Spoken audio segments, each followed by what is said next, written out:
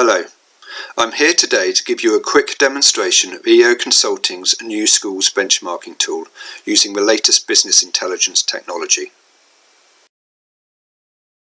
The first thing to do is to log on to EO's business intelligence portal and go to dashboards. From the list, select one of the relevant reports you have been given access to. In this case, we are going to select the Savings Dashboard for primary schools within the Midlands School Commissioner region.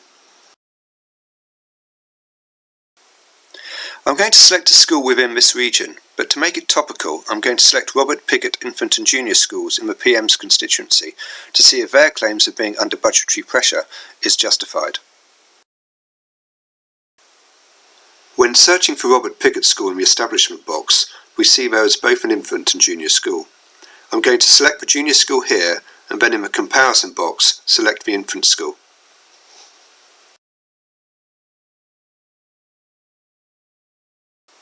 We can see that from the 1,960 primary schools within the region, on a spend per pupil basis, the junior school is ranked 1,244th or on the 63rd percentile, while the infant school is 6 percentiles lower. Were the junior school to improve to the 50th percentile, i.e. spend the same amount as the average school per pupil within the region, then the school could save £262 per pupil or nearly £48,000 a year. So on this simple analysis, asking for additional contributions is hard to justify. We can see that there are three expenditure areas where savings could potentially be made: operational staff, learning resource and other.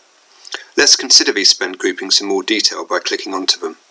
You will see that, taken by themselves, they now fall into the highest or most expensive decile. Let's enlarge the graph for further analysis and drill down to the 32 CFR areas. You can see that the main spend differences are coming from admin and clerical staff, although this might be because premises staff got categorised against this element. Other staff, non-IT learning resources, special facilities, and other insurance premiums are all in the 95th percentile and above, and would be areas for further examination. Let's now narrow down the benchmarking sample set and compare with schools within its local authority, in this case Wokingham Borough Council, those that are in the same low free school meal band, and those of the same pupil size.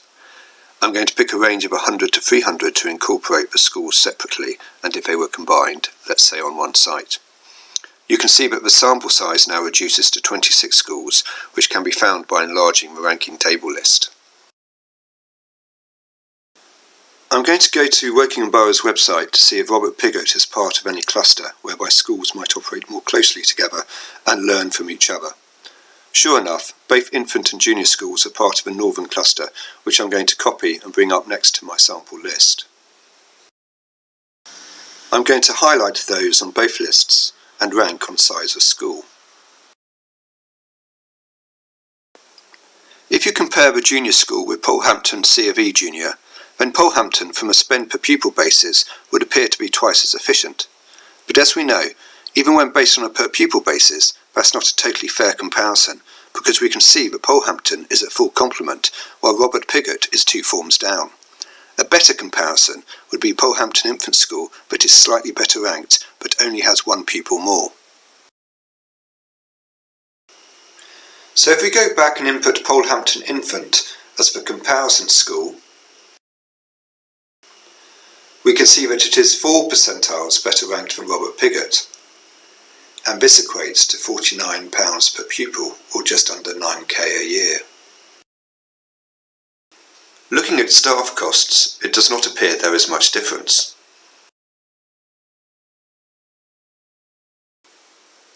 And indeed, isolating for staff costs shows there to be only £30 per pupil in it.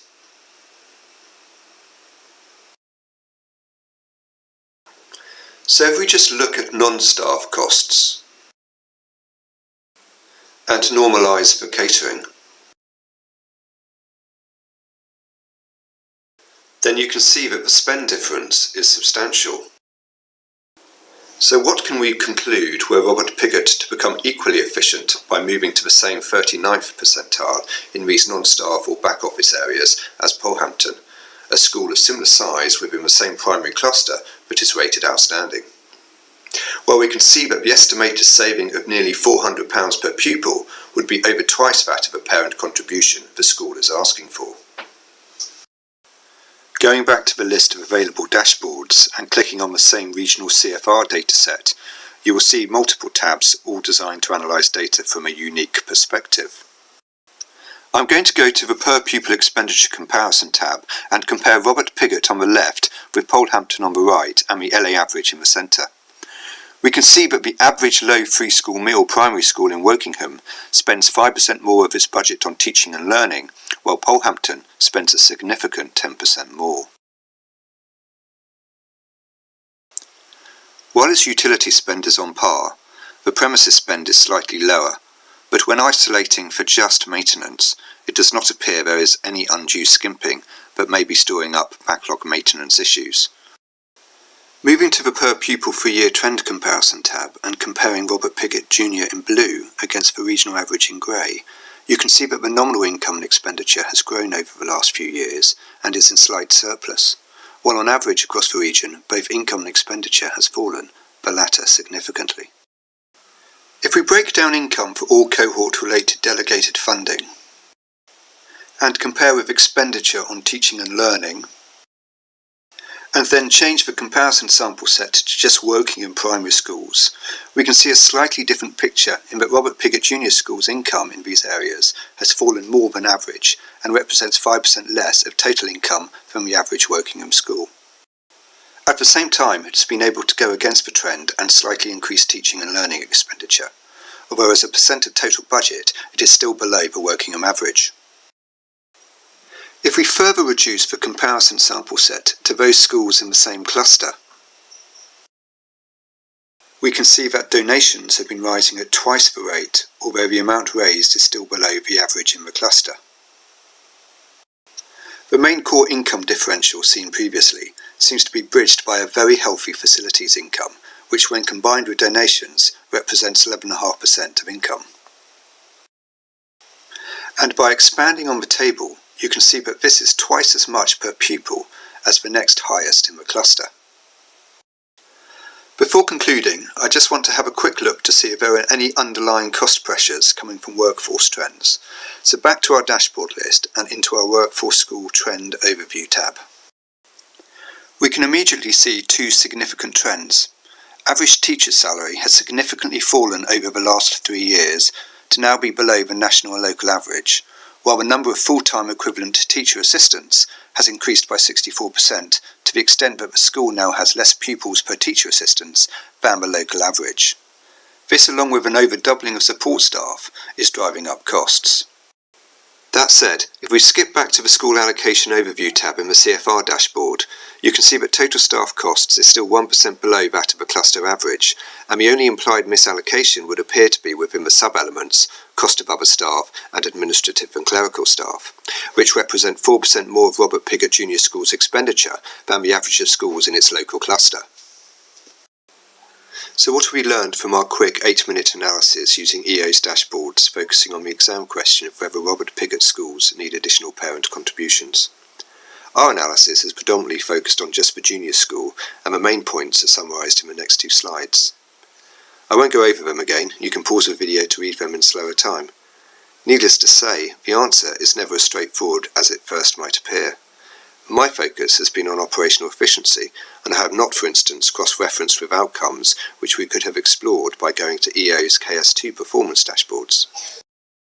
The idea is to give schools, whether SLT members, governors or those that might be external scrutineers, the analytical tools with which to mine and present data in a way that simply allows anyone to cross-reference how a school is performing, not just with national and local averages, but within clusters of schools which you might be working with and which together the information could help reveal best practice.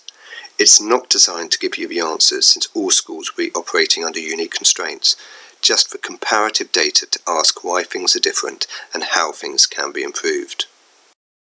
I do hope you found the demonstration interesting. If you'd like to know more on how to get access to your suite of dashboards, then please do contact us at info@eoconsult.com.